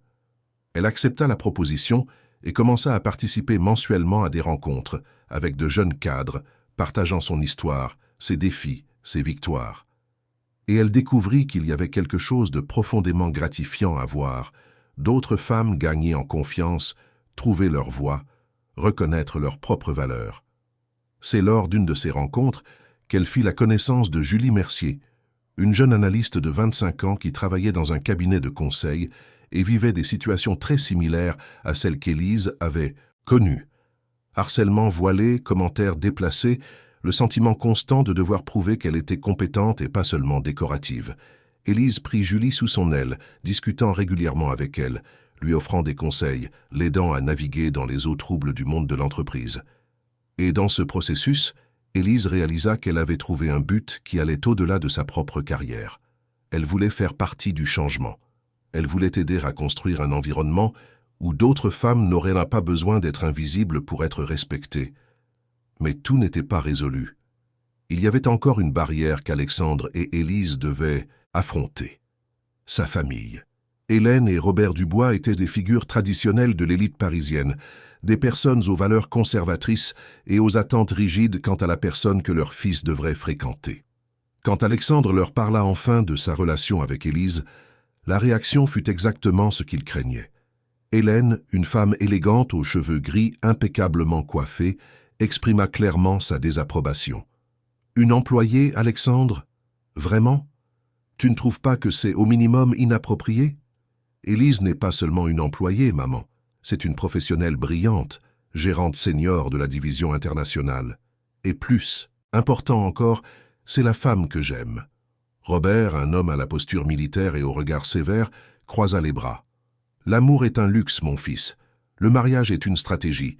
Tu as besoin de quelqu'un qui apporte de la valeur à la famille, des relations, un statut, pas quelqu'un qui travaille pour toi. » Alexandre sentit la colère monter. « Élise apporte plus de valeur que vous ne pouvez l'imaginer. Et je ne demande pas votre approbation. Je vous informe, elle fait partie de ma vie. Et si vous ne pouvez pas respecter ça, alors nous aurons un problème. » Le dîner fut fixé un samedi soir chez les parents d'Alexandre. Élise passa des jours à se préparer mentalement, sachant qu'elle serait testée, jugée, évaluée comme si elle était à une autre présentation professionnelle. Mais cette fois, il ne s'agissait pas de compétences techniques, il s'agissait d'être considérée comme digne. Elle choisit une robe simple mais élégante, noire et discrète. Elle attacha ses cheveux en un chignon bas et opta pour un maquillage neutre. Elle voulait paraître respectable mais n'essayait pas d'impressionner. Elle était elle-même, et cela devrait suffire. Quand ils arrivèrent à l'hôtel particulier, des Dubois, une imposante demeure dans le 16e arrondissement, Élise sentit son estomac se nouer. Alexandre lui serra fermement la main. « Tu n'es pas obligé de faire ça, » dit-il pour la 10e fois. « On peut annuler. » Élise secoua la tête. « Non, si nous devons avoir un avenir ensemble, je dois le faire. Je dois leur montrer qui je suis. Pas pour leur approbation, mais pour ma propre dignité. » Le dîner fut tendu dès le début. Hélène et Robert furent polis, mais distants. Ils posaient des questions qui semblaient anodines, mais qui étaient chargées de jugement. « Où avez-vous étudié, Élise ? » ? « Une petite école de commerce privé. » « Que font vos parents ? » ? « Classe moyenne, fonctionnaires à la retraite. » Chaque réponse semblait confirmer ce qu'ils avaient déjà décidé, qu'elle n'était pas à la hauteur. C'est pendant le dessert qu'Hélène révéla enfin le fond de sa pensée. « Élise, je vais être franche avec vous. Je pense que vous êtes une jeune femme intelligente et travailleuse. Mais le mariage dans notre famille ne concerne pas seulement les sentiments. C'est une question de tradition, de maintien d'un certain standing. Et honnêtement, je ne vois pas comment vous pourriez vous intégrer. » Le silence qui suivit fut absolu. Alexandre était sur le point d'exploser, mais Élise posa sa main sur la sienne, lui demandant silencieusement de la laisser parler. « Madame Dubois, » commença Élise, la voix calme mais ferme, « je respecte vos préoccupations. Je comprends que vous ayez des attentes pour Alexandre, mais je dois clarifier certaines choses. Premièrement, je n'essaie pas de m'intégrer à votre famille. Je suis exactement qui je suis. Et si cela ne suffit pas, alors il n'y a en effet aucune intégration possible. Deuxièmement, Alexandre n'est pas avec moi parce que je viens d'une famille traditionnelle ou parce que j'apporte des relations sociales. Il est avec moi parce qu'il m'aime et parce que je l'aime. Et cela, avec tout le respect que je vous dois, vaut plus que n'importe quel nom de famille ou compte en banque. » Hélène cligna des yeux, ne s'attendant manifestement pas à une réponse aussi directe. Robert, pour la première fois de la soirée, sembla vraiment prêter attention. Élise continua. « J'ai travaillé chaque jour de ma vie pour arriver là où je suis. Personne ne m'a rien donné. J'ai conquis ma position, par le mérite. Et je n'ai pas honte de mes origines. Mes parents m'ont enseigné des valeurs qu'aucun argent ne peut acheter. L'honnêteté, le travail acharné, le respect. Et si vous ne pouvez pas voir cela, alors le problème n'est pas le mien, c'est le vôtre. » Le silence était maintenant différent. Il y avait quelque chose de respectueux. Robert se pencha légèrement en avant. « Vous avez du courage, jeune femme, c'est indéniable. » Hélène semblait encore réticente, mais il y avait une fissure dans son armure. Élise n'attendit pas d'autre confrontation. Elle se leva, remercia poliment pour le repas et demanda à Alexandre de la ramener chez elle. Dans la voiture, Alexandre était radieux. « Tu as été incroyable, absolument incroyable. Personne n'a jamais parlé à mes parents de cette façon. » Élise soupira. « J'espère ne pas avoir empiré les choses. » Alexandre secoua la tête. « Tu n'as rien empiré. Tu leur as montré exactement ce que j'ai toujours su, que tu es extraordinaire. Et s'ils ne peuvent pas le voir, le problème est le leur, pas le tien. » Mais à la surprise de tous les deux, 2 jours plus tard, Élise reçut un appel. C'était Hélène. La voix au téléphone était différente, moins rigide. « Élise, j'aimerais vous parler, juste nous deux. Pourriez-vous déjeuner avec moi demain ?» Élise hésita, mais accepta. Elles se retrouvèrent dans un restaurant discret du quartier des Jardins. Hélène était déjà là quand Élise arriva, et pour la première fois, Elle semblait moins la matriarche intimidante qu'une femme ordinaire, avec ses propres insécurités et peurs. « Merci d'être venue, » dit Hélène, dès qu'Élise s'assit. « Je veux m'excuser pour l'autre jour.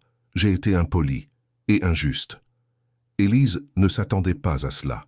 « Madame Dubois, Hélène leva la main. « S'il vous plaît, laissez-moi finir. J'ai passé les derniers jours à réfléchir à ce que vous avez dit. Et vous avez raison. Je vous jugeais pour les mauvaises raisons. Non pas parce que vous n'êtes pas assez bien, mais parce que j'ai peur. » « Peur de quoi ? » ?»« Peur de perdre mon fils, » dit Hélène, la voix se brisant légèrement. Alexandre a toujours été si concentré sur le travail, si distant émotionnellement. Et quand il se permet enfin d'aimer quelqu'un, je réalise que je n'ai plus le contrôle, qu'il a choisi une vie qui ne nous inclut pas nécessairement son père et moi. Et ça fait peur. Mais ce que vous avez dit sur l'amour qui vaut plus qu'un nom de famille ou de l'argent m'a fait réfléchir. Mon mariage avec Robert a été arrangé, stratégique. Et bien que nous ayons construit une vie ensemble, nous n'avons jamais eu ce que vous et Alexandre avez. Alors peut-être, juste peut-être, que vous construisez quelque chose de bien meilleur que ce que j'ai réussi à faire. Élise sentit ses yeux piquer. « Je ne veux pas vous enlever Alexandre, madame. Dubois. Je veux juste être à ses côtés, à sa manière, et respecter qui vous êtes aussi. » Hélène hocha la tête, et pour la première fois, sourit sincèrement. « Alors peut-être que nous pouvons recommencer, et vous pouvez arrêter de m'appeler Madame Dubois, juste Hélène. » Ce déjeuner marqua un tournant.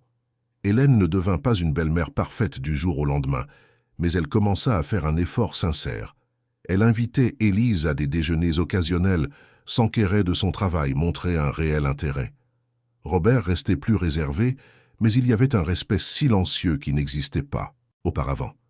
Les mois continuèrent de passer. Élise prospérait à son poste, dirigeant des projets de plus en plus complexes. Son équipe la respectait non par peur, mais par admiration sincère. Elle était le genre de leader qui écoutait, qui valorisait, qui élevait les autres. Et cela se reflétait dans les résultats. La division internationale de Dubois Investissement connut sa meilleure année en une décennie. Alexandre évoluait également. Avec Élise à ses côtés, il apprit à être moins rigide, plus humain. Il commença à déléguer davantage, à faire confiance à son équipe, à comprendre qu'être un bon leader ne signifiait pas tout contrôler. Et sa relation avec ses parents s'améliora, médiatisée par la présence d'Élise qui, d'une certaine manière, apporta une légèreté qui manquait à cette famille.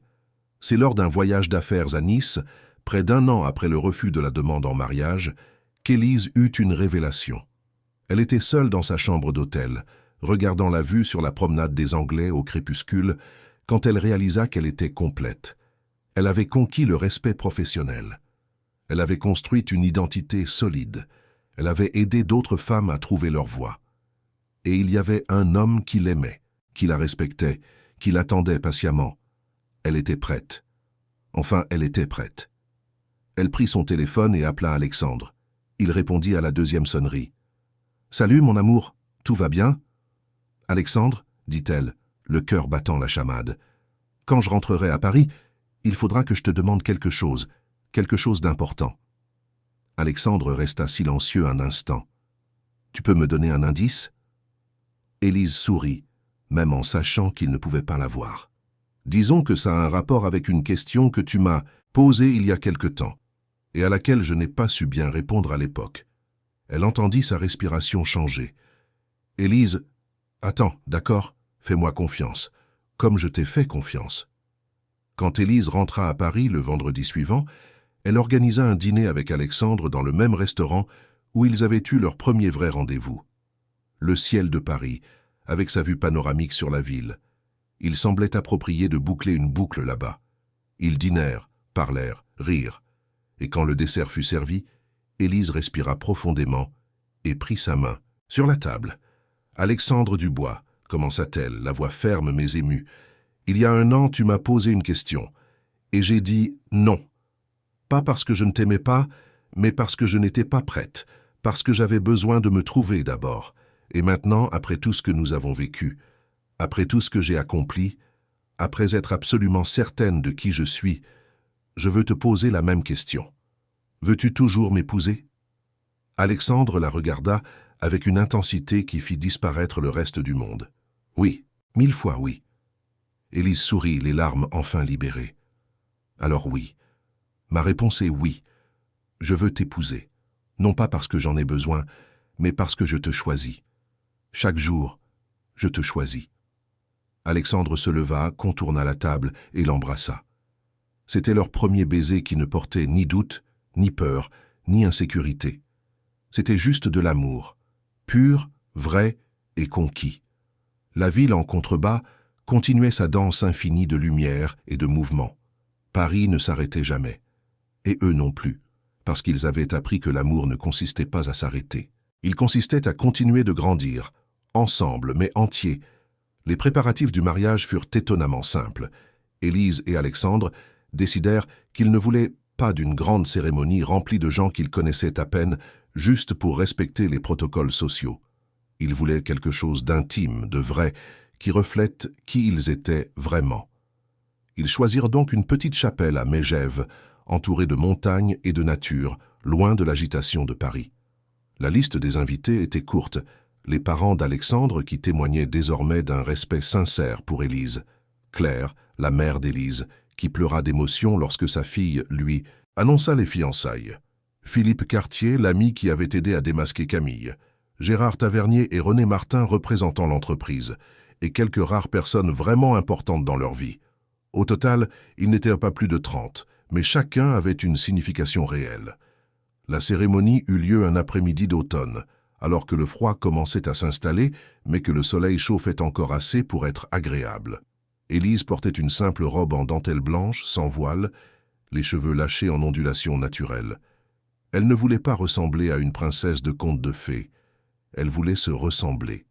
Et lorsqu'elle entra dans la chapelle au son d'un violon doux, au bras de sa mère qui la tenait avec une fierté visible, Élise sentit qu'elle était exactement là où elle devait être. Alexandre l'attendait à l'autel, les yeux brillants. Il portait un costume bleu marine foncé, sans cravate, avec une expression qui mêlait nervosité et bonheur pur. Quand Élise arriva à ses côtés, il lui prit les mains et murmura, juste pour qu'elle l'entende, « Tu es magnifique, tu l'as toujours été. » Le célébrant, un homme à la voix sereine et aux mots soigneusement choisis, parla de l'amour comme un choix, un engagement quotidien, un respect mutuel. Et quand vint le moment des vœux, tous deux décidèrent d'écrire les leurs. Alexandre fut le premier.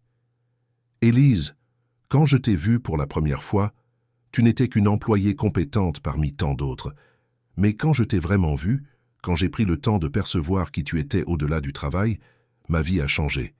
Tu m'as appris que la vulnérabilité n'est pas une faiblesse, qu'aimer ne signifie pas perdre le contrôle, que la force c'est de permettre à quelqu'un de te voir en entier, avec toutes tes failles et tes peurs. Je promets de toujours te respecter, je promets de te soutenir dans tous tes rêves, et je promets de ne jamais, jamais essayer de te changer, parce que tu es parfaite, exactement comme tu es. » Élise sentit les larmes couler en écoutant chaque mot. Puis ce fut son tour. « Alexandre, pendant longtemps, j'ai cru qu'être invisible, c'était me protéger, que si personne ne me voyait, personne ne pourrait me blesser. Mais tu m'as vu. Même quand j'essayais de disparaître, tu m'as vu. Et tu m'as montré qu'être vu n'est pas dangereux, c'est libérateur. Tu m'as donné l'espace pour grandir, pour devenir celle que je devais être. Et maintenant, debout ici, je peux le dire avec certitude. Je te choisis. Non pas parce que j'ai besoin de toi pour me compléter, mais parce que je suis complète et que je te veux quand même à mes côtés. Je promets d'être ta partenaire, ta meilleure amie, ta plus grande supportrice. Je promets de t'aimer dans les jours faciles et les jours difficiles. Et je promets de ne jamais cesser de grandir à tes côtés. » Lorsqu'ils échangèrent les alliances et furent déclarés mari et femme, le baiser qui scella leur union fut long, profond et chargé de tout ce qui n'avait pas besoin d'être dit. Quand ils se séparèrent, toute la chapelle applaudit, mais Élise entendait à peine. Elle était dans une bulle où n'existait qu'elle et Alexandre, et le reste du monde n'était qu'un décor. La fête fut petite mais joyeuse, dans une salle rustique avec des cheminées allumées et une décoration simple mais élégante. Il y avait de la musique live, un groupe qui jouait de la bossa nova et du jazz. Les gens dansèrent, rirent, trinquèrent. Hélène Dubois, étonnamment, passa une bonne partie d'eux. La soirée a discuté avec animation avec Claire, les deux mères se trouvant des points communs que personne n'attendait. Robert Dubois, toujours réservé mais visiblement plus détendu, s'approcha d'Élise à un moment donné et dit simplement « Bienvenue dans la famille. Vous êtes bonne pour lui, pour nous tous. » Ce furent peu de mots, mais ils étaient lourds de sens. Élise le remercia sincèrement. La lune de miel se déroula à Saint-Barthélemy, une île paradisiaque des Caraïbes. 10 jours de mer cristalline, de soleil chaud et de déconnexion complète du monde de l'entreprise. Pas de réunion, pas d'email. Qu'urgent, pas de pression. Juste eux deux se redécouvrant loin de tout. C'est là, lors d'un après-midi paresseux dans le hamac de la terrasse de leur bungalow, qu'Alexandre fit une confession. « Tu sais, Élise, j'avais peur de me marier. Toujours. Je voyais le mariage comme une perte de liberté, comme une prison. Mais avec toi, c'est différent. Je me sens plus libre marié que je ne me suis jamais senti célibataire. Parce que je n'ai pas besoin de faire semblant. Je n'ai pas besoin d'être parfait. Je peux juste être. » Élise se tourna vers lui, lui caressant le visage. « Je ressens la même chose. T'épouser, ce n'était pas renoncer à ma liberté. C'était choisir de la partager avec quelqu'un qui la respecte. » À leur retour à Paris, la vie reprit rapidement son rythme effréné. Élise continua de diriger la division internationale avec excellence, menant désormais des projets encore plus ambitieux. L'entreprise ouvrit une nouvelle filiale à Buenos Aires et Élise fut chargée de structurer toute l'opération. Elle voyageait fréquemment, mais rentrait toujours à la maison, à Alexandre, à la vie qu'ils avaient construite ensemble. Alexandre, de son côté, mit en œuvre des changements significatifs dans la culture de Dubois Investissement. Inspiré par l'histoire d'Élise et les situations qu'elle avait affrontées, il créa un programme solide de lutte contre le harcèlement et la discrimination en milieu de travail. Il établit des quotas pour les femmes au poste de direction. Et il lança une révision complète des politiques de promotion, garantissant que le mérite soit toujours le critère principal. L'entreprise commença à être reconnue non seulement pour ses résultats financiers, mais aussi pour être un excellent lieu de travail. Camille Bernard, après sa suspension et l'enquête, fut finalement licenciée pour faute grave. Elle tenta de poursuivre l'entreprise, mais les preuves contre elle étaient irréfutables. Pendant un temps, elle répandit des histoires malveillantes sur Élise dans d'autres entreprises, essayant de ternir sa réputation. Mais à ce stade, Élise était déjà reconnue sur le marché. Les tentatives de Camille tombèrent dans le vide. Finalement, elle trouva un emploi dans une plus petite entreprise, dans une autre ville. Et progressivement, elle disparut de la vie d'Élise. Un chapitre clos. C'est près de 2 ans après le mariage qu'Élise découvrit sa grossesse. Il y avait des symptômes qu'elle avait ignorés, les attribuant au stress du travail. Mais quand elle fit enfin le test et vit les 2 lignes de confirmation, elle ressentit un mélange écrasant d'émotions. Joie, peur, attente, anxiété, tout en même temps. Elle l'annonça à Alexandre le soir même. Ils dînaient à la maison, un rituel qu'ils avaient instauré dès que possible. Cuisiner ensemble, parler de leur journée, simplement être présents. Élise posa le test de grossesse à côté de son assiette sans rien dire. Alexandre regarda l'objet, puis elle, puis de nouveau le test. Il lui fallut quelques secondes pour comprendre. Et puis son visage s'illumina du sourire le plus sincère qu'Élise ait jamais vu. « Sérieux ? On va tuer, nous ?» Élise rit de ses tentatives de former des phrases cohérentes. « Oui, Alexandre, nous allons être parents. » Il se leva, contourna la table et la serra si fort qu'elle en perdit presque le souffle. Il pleura. Alexandre Dubois, le PDG implacable qui dirigeait une multinationale, pleura de bonheur dans les bras de sa femme. Et Élise pleura avec lui, car elle savait que cet enfant serait aimé. Profondément, inconditionnellement aimé. La grossesse se déroula sans encombre. Élise continua de travailler jusqu'au 8e mois, réduisant simplement les voyages internationaux. Alexandre devint hyper-protecteur de manière parfois comique, insistant pour qu'elle ne porte rien de lourd, qu'elle se repose davantage, qu'elle mange mieux. Élise trouvait cela à la fois drôle et touchant, mais elle le laissait prendre soin d'elle, car prendre soin était sa façon de montrer son amour. Ils découvrirent que ce serait une fille. Ils passèrent des semaines à discuter de prénoms, jusqu'à ce qu'Élise suggère Lily, une fleur qui symbolise la pureté, mais aussi la renaissance. Alexandre adora immédiatement. Lily Dubois. Le nom sonnait parfaitement. L'accouchement eut lieu un samedi matin, exactement le jour du 3e anniversaire de la vente aux enchères qui avait tout changé. Élise n'avait pas réalisé la coïncidence jusqu'à ce qu'elle soit à l'hôpital, tenant la main d'Alexandre, tandis que les contractions s'intensifiaient. « C'est aujourd'hui, » dit-elle entre deux respirations. « Il y a 3 ans, aujourd'hui, j'étais vendue aux enchères. Et aujourd'hui, notre fille va naître. » Alexandre lui embrassa le front. « Le meilleur investissement de ma vie. » De loin. L'accouchement fut long, mais sans complications. Et quand Lily naquit enfin petite et parfaite, avec un cri puissant qui annonçait son arrivée au monde, Élise sentit quelque chose s'accomplir en elle. Elle tint sa fille dans ses bras, regarda ce minuscule visage et elle sut tout ce qu'elle avait traversé, toutes les luttes, toutes les douleurs, toutes les victoires. Tout cela en avait valu la peine pour arriver jusqu'ici. Alexandre tint Lily avec un soin presque révérencieux, comme si elle était en cristal. Il pleura de nouveau, et Élise réalisa qu'il s'était transformé autant qu'elle au cours de ce voyage. Il n'était plus l'homme froid et distant qui commandait avec rigidité. C'était un père passionné, un mari dévoué, un homme qui avait appris à aimer sans peur. Les premiers mois avec Lily furent intenses. Nuits blanches, couches infinies, l'apprentissage constant de comment s'occuper d'un être humain si petit et dépendant. Élise prit son congé maternité, mais resta en contact avec son équipe, donnant des directives à distance lorsque c'était nécessaire. Alexandre réorganisa son emploi du temps pour être plus présent à la maison, déléguant plus de responsabilités et apprenant qu'être un bon père était aussi important qu'être un bon PDG. Hélène et Claire devinrent des grands-mères extrêmement présentes, se relayant pour aider avec Lily. C'était beau de les voir ensemble, échangeant des conseils, riant des bêtises de leur petite fille, construisant une amitié improbable mais sincère. Robert étonnamment se révéla un grand-père affectueux, ce que personne n'attendait de cet homme toujours si sérieux.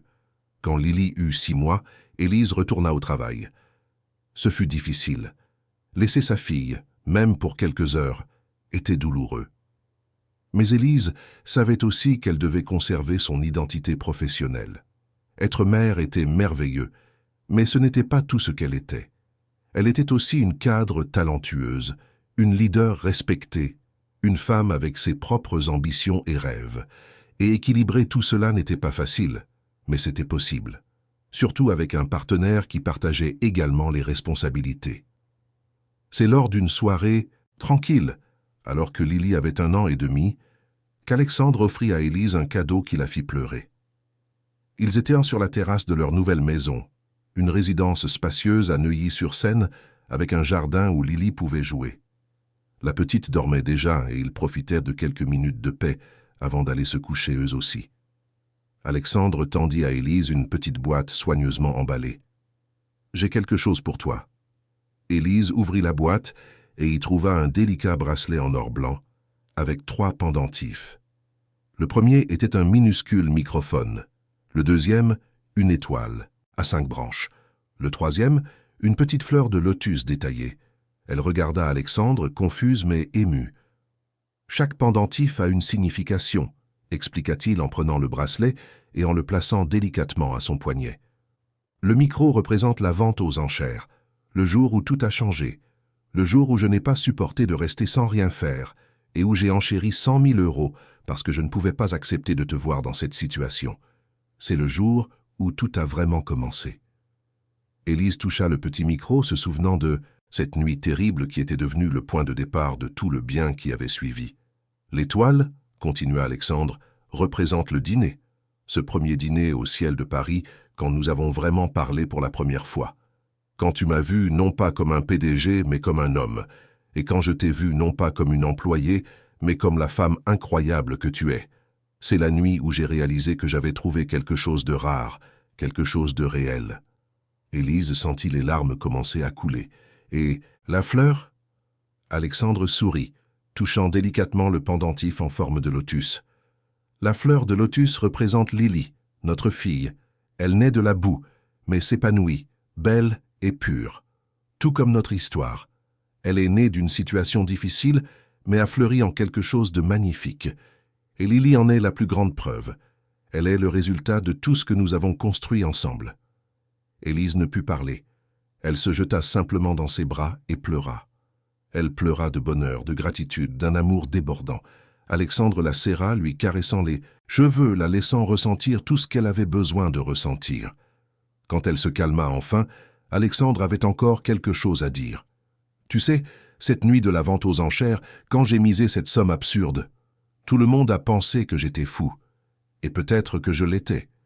Mais aujourd'hui, en regardant tout ce que nous avons, je peux le dire avec certitude. Tu as été le meilleur investissement de ma vie, de loin. Le plus rentable, le plus gratifiant, celui qui a rapporté les plus grands dividendes. Pas en argent, mais en amour, en croissance, en bonheur. Tu es mon meilleur investissement, Élise, et tu le seras toujours. » Élise rit entre ses larmes. « Je pense que tu as bien rentabilisé tes 100 000 euros. » Alexandre rit aussi. « J'ai récupéré infiniment plus. » Ils restèrent là, enlacés, regardant Paris qui brillait au loin. La ville continuait sa danse éternelle, indifférente aux histoires individuelles qui se déroulaient dans ses rues et ses immeubles.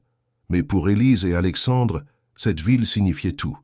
C'était là qu'ils s'étaient rencontrés, qu'ils s'étaient battus, qu'ils avaient vaincu, qu'ils avaient construit une vie. Élise regarda le bracelet à son poignet, les 3 pendentifs reflétant la douce lumière de la terrasse. Chacun représentait un moment crucial, la vente aux enchères, où tout avait commencé, le dîner, où tout s'était approfondi, et Lily, où tout avait fleuri. Le voyage avait été long et difficile. Il avait commencé avec elle, invisible, essayant de disparaître, se protégeant du monde. Puis était venue l'exposition forcée, l'humiliation de la vente aux enchères, le geste inattendu d'Alexandre.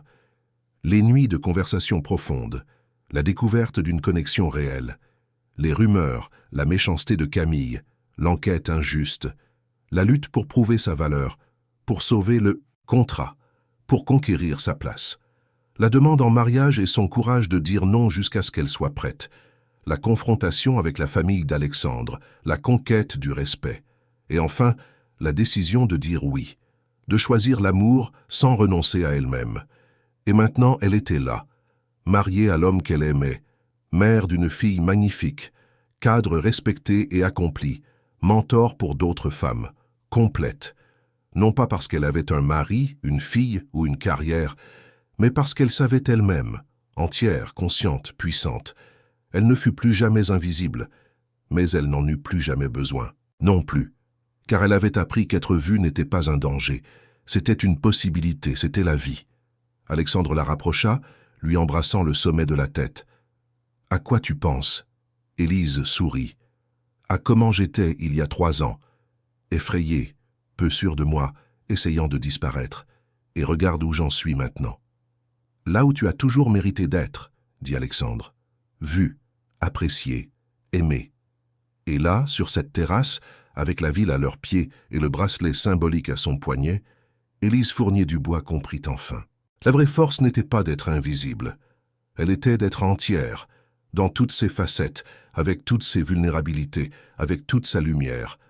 Non pas protégée par les ombres, mais brillant même sous les projecteurs les plus intenses, car c'est là, au milieu de l'exposition, de l'injustice et des préjugés, qu'elle s'était découverte, non pas invisible, non pas protégée par des murs d'insécurité, mais enfin, irrévocablement, puissamment, complète.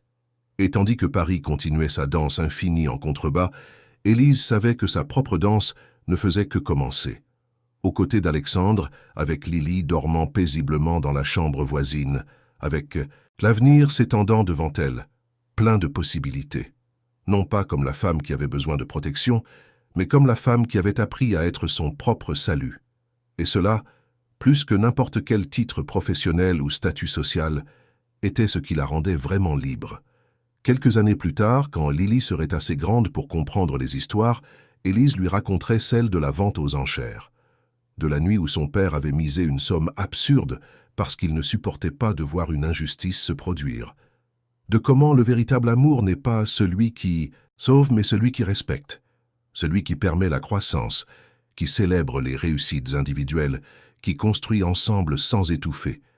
Et Lily grandirait en voyant ses parents comme des partenaires égaux, en voyant sa mère diriger des réunions importantes et son père préparer le petit déjeuner, en les voyant tous deux partager les responsabilités, diviser les rêves, construire une vie qui honorait autant l'individualité que l'union. Et elle apprendrait que les femmes n'ont pas à choisir entre carrière et famille. Elles peuvent avoir les deux. Elles peuvent être des mères dévouées et des professionnelles brillantes. Elles peuvent être des épouses aimantes et des leaders respectés. Elles peuvent être tout tant qu'elles ne renoncent pas à elles-mêmes. C'était l'héritage qu'Élise voulait laisser. Pas seulement à Lily, mais à toutes les jeunes professionnelles qu'elle encadrait, à toutes les femmes qui écoutèrent son histoire et s'en inspiraient. L'héritage que la force, c'est d'être entière, que le courage, c'est d'être vu, que le pouvoir, c'est d'être soi-même, sans excuse et sans peur. Et ainsi, tandis que la nuit parisienne s'étendait infinie autour d'eux, Élise et Alexandre restèrent là, non pas comme le PDG et la cadre, non pas comme le sauveur et la sauvée, mais comme deux êtres humains imparfaits qui avaient trouvé l'un en l'autre la possibilité d'être entièrement eux-mêmes, et d'être aimés exactement pour cela. Le bracelet brillait doucement à son poignet.